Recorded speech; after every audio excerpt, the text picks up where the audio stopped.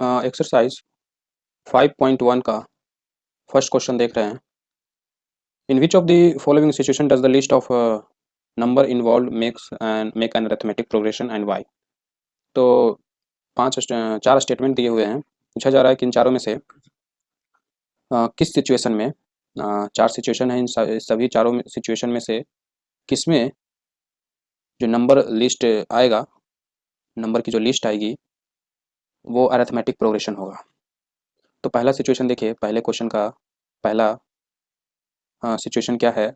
The taxi fare after each kilometre when the fair is ₹15 for the first kilometre and ₹8 for each additional kilometre.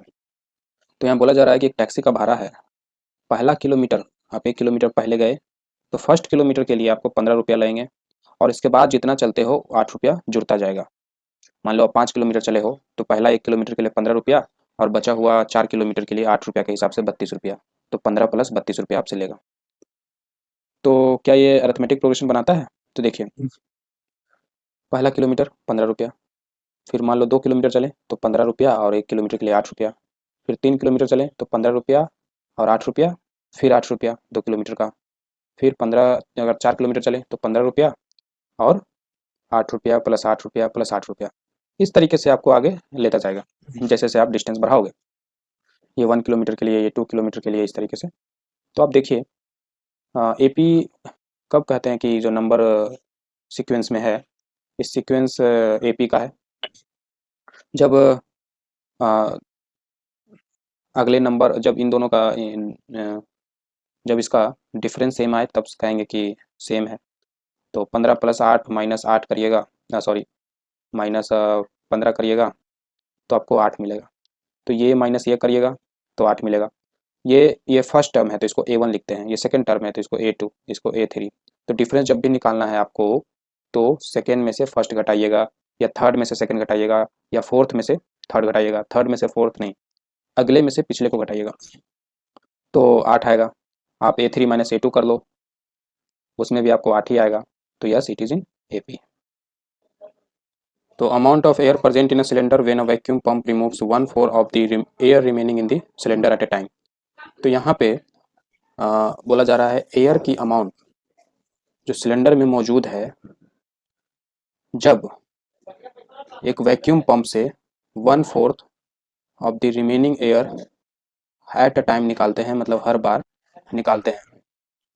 मतलब एक बार में जो gas इसमें remain होता है उसका 1/4 निकाल लेते हैं। जब भी निकालते हैं जितना रिमेन होता है उसका 1/4 निकालते हैं। यहाँ पे हमसे एपी पूछा जा रहा है। जो जो हम डेटा निकालेंगे वो किसका डेटा निकालेंगे?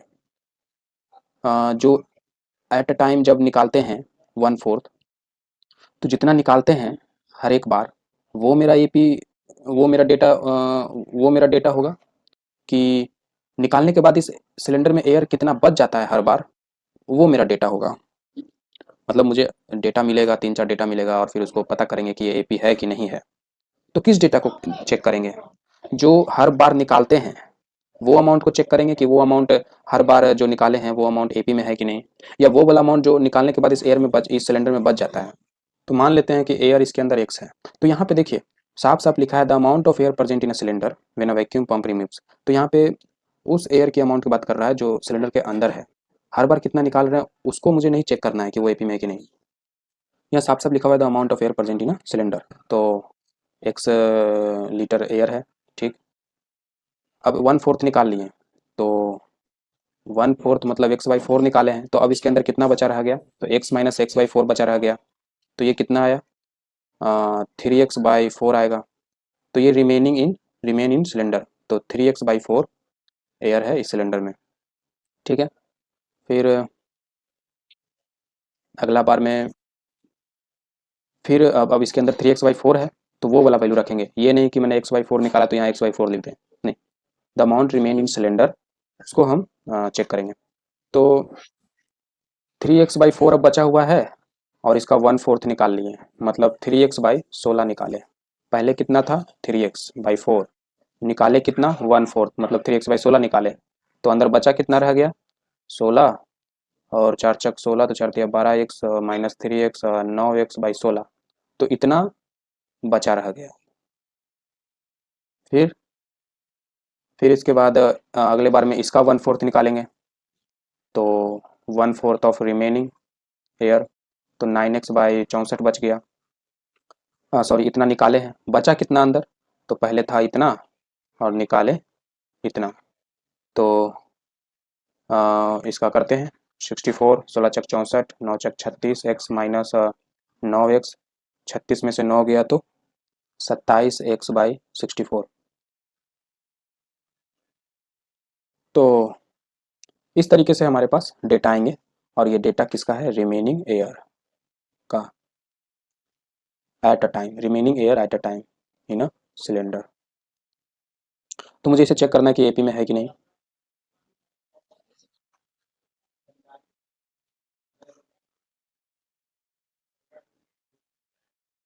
तो मुझे डिफरेंस निकालना पड़ेगा, तो ये A1 है मेरा, ये A2 है, तो A2 माइनस A1 देखते हैं कितना आता है, तो 3x/4 माइनस x आएगा, इतना आएगा। A3 माइनस A2 करते हैं, तो 9x/16 माइनस A2 कितना है, 3x/4, तो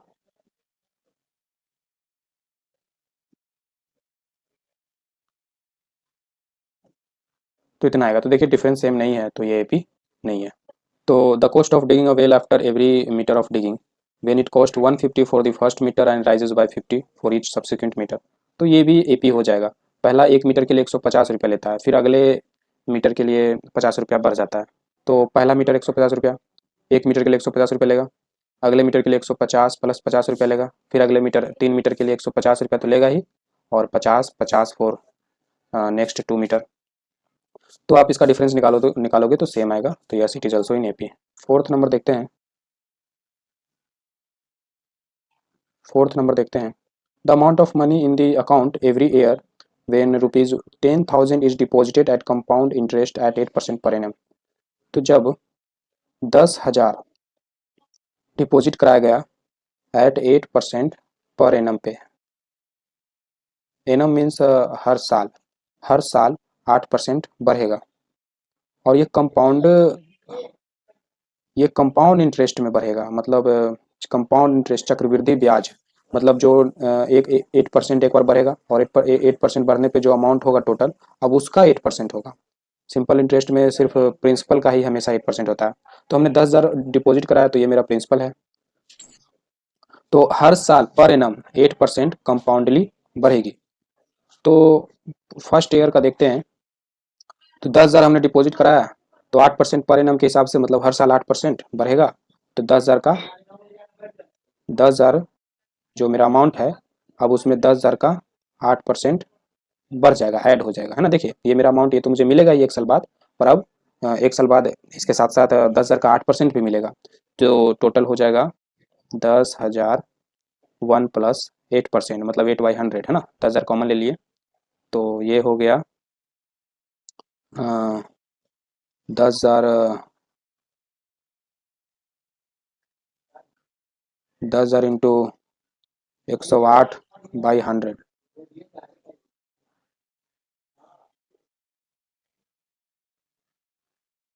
तो ये आया 108/100, तो 10,800 हुआ, ठीक है।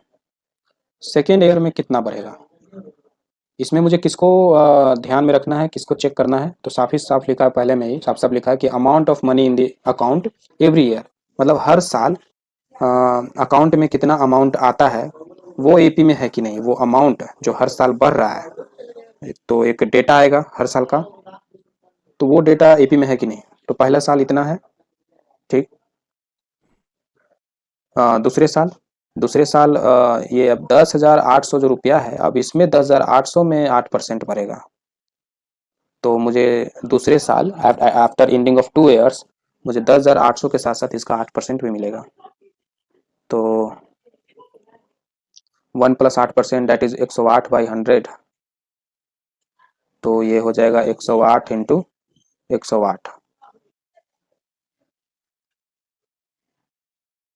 जो कि कितना हो जाएगा, 108 का स्क्वायर, मतलब इसको ऐसे लिख सकते हैं 100 + 8 का होल स्क्वायर, 100 का a + b का होल स्क्वायर, तो a square plus b square plus 2ab, तो 8 दूनी 1600, 1664 प्लस 10,000, तो ऐड करेंगे तो हो जाएगा 1664 तो सेकेंड ईयर में इतना हो जाएगा। एक और निकाल लेते हैं, कम से कम 3 टर्म्स होने चाहिए थर्ड ईयर। तो 11,664 का 8% बढ़ेगा,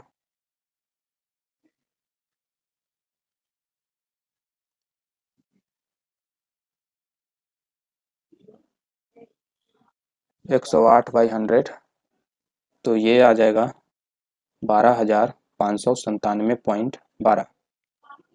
देखिए कंपाउंड इंटरेस्ट का कमाल, 10,000 वो पेड किया था, लगाया था, और 3 ही साल में उसका 12,000 हो गया, 12,500, तो 2,500 का उसका फायदा हो रहा है। यहाँ से आप साफ साफ देख सकते हो कि ये कंपाउंड, ये एपी में नहीं है, आप घटाओगे तो आपको पता चल जाएगा। ठीक है, 5.2 का 12 नंबर है। उसमें बोला जा रहा है 2 APs have the same common difference, तो 2 तरह के एपी हैं, तो एक को मान लेते हैं A1 A2 A3 इस तरीके से, और एक को मान लेते हैं B1 B2 B3 इस तरीके से। तो 2 तरह के एपी हैं और बोला जा रहा है दोनों का कॉमन डिफरेंस सेम है, मतलब A2 minus A1 is equal to B2 minus B1 है। तो अगर कॉमन डिफरेंस सेम है तो difference between their 100th term is 100। 2 APs का कॉमन डिफरेंस सेम है और 100 टर्म का डिफरेंस 100 आता है, मतलब इसका 100 टर्म, मतलब इसका 100 टर्म्स और इसका 100 टर्म का डिफरेंस लेते हैं, इसका 100 टर्म्स इसके 100 टर्म से बड़ा है, तो 100 terms from this AP minus 100 terms from this AP is 100, ये है। What is the difference between there 1000 term, 1000 terms, दोनों के 1000 टर्म्स का डिफरेंस क्या होगा। तो इसको देखते हैं, पहले इसको देखते हैं। तो 100 टर्म्स, इसका 100 टर्म्स क्या होगा, तो फॉर्मूला क्या है, A N is equal to, ये एन क्या है, nth टर्म, मतलब आप किसी एपी है, कोई एपी है, उसका nवां टर्म जानना चाहते हैं, चौथा या पांचवा टर्म जानना चाहते हैं, तो उसको आप ऐसे लिखोगे, पांचवा टर्म को आप इस तरीके से A5 लिखोगे। ठीक है, तो एन है, इसका फॉर्मूला क्या है, कैसे निकालेंगे पांचवा टर्म या nth टर्म कैसे निकालेंगे, तो a plus n minus 1 into D, ये फॉर्मूला होता है। तो यही काम यहाँ पे करते हैं। फर्स्ट टर्म हमने A1 माना है तो A1 लिख दिए, प्लस 100 माइनस 199D, और A1 प्लस 99, कॉमन डिफरेंस इसका जानते हैं हम, A2 माइनस A1, तो ये 100 टर्म का बात हुआ। अब इसका 100 टर्म निकालते हैं, 100th टर्म निकालते हैं, तो B1 प्लस 99D, तो B1 प्लस 99 कॉमन डिफरेंस हो गया B2 माइनस B1। तो जैसा कि क्वेश्चन में बोला है कि 100 टर्म्स ऑफ बोथ एपी का डिफरेंस 100 है, तो इन दोनों का डिफरेंस निकालते हैं, A1 plus 99 A2 minus A1 minus B1 plus 99 B2 minus B1 is equal to 100। तो A1 प्लस 99, यहाँ पे देखिए A2 minus A1 is equal to B2 minus B1 है, तो आप यहाँ पे B2 माइनस B1 लिख सकते हो, minus B1 minus 99 B2 minus B1 is equal to 100। ये दोनों सेम है, खत्म कर दिए हैं, इसलिए हम यहाँ पे B2 माइनस B1 लिखे थे, और यहाँ A1 minus B1 is equal to 100। तो यहाँ से हमें एक डेटा मिला, A1 minus B1 is equal to 100। ठीक है, अब ये डेटा मुझे आगे हेल्प करेगा इस 1000 टर्म के डिफरेंस को निकालने में। ठीक है, इसे निकालते हैं और देखते हैं क्या क्या जरूरत है। तो 1000 टर्म के लिए A1 plus 999D minus A2 plus 999D, और ये डिफरेंस इसका है और ये वाला डिफरेंस इसका है। अ, अ, यहाँ पे डिफरेंस की जगह हमें इसका डिफरेंस क्या होगा, A2 माइनस A1 वो लिख देना चाहिए, ठीक रहेगा, माइनस B2 माइनस B1। तो यहाँ मुझे B1 लिखना चाहिए, ठीक है। नाउ A1 माइनस B1 जानते हैं 100 होता है, A1 माइनस B1, तो A1 माइनस B1 और यहाँ A2 माइनस A1 है, यहाँ B2 माइनस B1 है, और यहाँ से A2 minus A1 is equal to B2 minus B1। तो यहाँ पे B2 माइनस B1 लिखेंगे तो ये दोनों सेम हो जाएगा और माइनस माइनस खत्म हो जाएगा, ये माइनस हो जाएगा और ये प्लस में खत्म हो जाएगा। तो A1 minus B1 is equal to मुझे क्या आया, 100 ऑलरेडी निकाले हुए हैं। एक 30 नंबर क्वेश्चन है, how many 3 digits number are divisible by 7। तो कितने 3 तरह के नंबर, कितने 3 अंकों वाली संख्याएं हैं जो 7 से डिविजिबल हैं। तो 3 डिजिट वाली संख्याएं शुरू होती है 100 से और ख़त्म होती है 999 पर। तो पूछा जा रहा है कितने 3 डिजिट वाले नंबर हैं जो 7 से डिविजिबल है। तो 100 क्या 7 से डिविजिबल है, नहीं। 100 के बाद आता है 101, क्या 101 7 से डिविजिबल है, पता नहीं, डिवाइड करके चेक करना पड़ेगा, है ना। तो इस तरह के यहाँ पे हैं। तो अगला कौन सा नंबर होगा जो 7 से डिविजिबल है, 100 तो नहीं है। तो कैसे पता करें वो कि कौन सा नंबर है। आप एक तरीका है कि आप एक नंबर को डिवाइड कर करके चेक करो, 101 को चेक करो, 102 को चेक करो, या दूसरा तरीका हम यहाँ पे अभी बताने जा रहे हैं। तो देखिए 100 को डिवाइड करिए 7 से, एक बार में लगाते हैं 3 0 2, तो यहाँ रिमेनिंग 2 आ गया, इससे पता चला कि 100 इज नॉट डिविजिबल बाई 7। अब 100 को 7 से डिवाइड होने के लिए क्या होना चाहिए था, 100 में ऐसा चेंज करें कि ये 7 से डिवाइड हो जाए। तो देखिए कब हम कहते 7 से डिवाइड नहीं हुआ ये 100, जब रिमेनिंग आ गया। ये रिमेनिंग जब नहीं आता, 0 होता, तब कहते कि हाँ ये जो नंबर है यहाँ पे वो 7 से डिविजिबल है। तो ये 2 जो एक्स्ट्रा आ गया है वो हम चाहते हैं ना आए, तो क्या करें। ये जो 2 आया है 100 ही का हिस्सा है ना, 100 ही में से आया है, ठीक है। पहले हम 70 घटाएं, ये जो आप एक बार में लगाए हो एक्चुअली में आप 10 से 70 घटाए हो। ये जो 41 है एक्चुअली में 10 प्लस 4 है, ठीक है। और पहले 7 गुना 10 70 घटाए, फिर 7 गुना 4 28 घटाए, तो 2 रिमेन हुआ, ठीक है। खैर ये अलग पार्ट है, इसे अगर आप चाहोगे एक्सप्लेन में जानना तो हम इसे बता सकते हैं, आप कमेंट कर सकते हैं इसके बारे में। फिर यहाँ पे आते हैं 1 टाइम्स लगाएं तो ये ठीक है, 2 रिमाइंडर जो आया है वो 100 का ही हिस्सा है। और हम ऐसा क्यों बोल रहे हैं कि ये 100 ही का हिस्सा है, क्योंकि देखिए ये जो आप जो 1 टाइम्स लगाए हो, ये एक्चुअली में 7 1 जा 7 किए हो, तो आपको लग रहा है कि हम ये 10 में से 7 घटाए हैं, ठीक है। बट एक्चुअली में ऐसा नहीं हो रहा है। ये जो 100 नंबर था उसको हम 7 से भाग करना चाहते हैं, तो पहले हम 7 से भाग करना चाहते हैं, मतलब 7 बराबर भाग में बांटना चाहते हैं 100 को। तो पहले तो 7 7 7 10 टाइम्स बांट लेंगे, ठीक है ना, 10 बार। तो 100 में 70 घटाएंगे तो 30 बचेगा। फिर 7 7 7 4 बार बांटेंगे तो 30 में 28, 7 गुना 4 घटाएंगे तो 2 बचेगा। तो एक्चुअली में ये इस तरीके से यहाँ पे भी डिवीजन हो रहा है।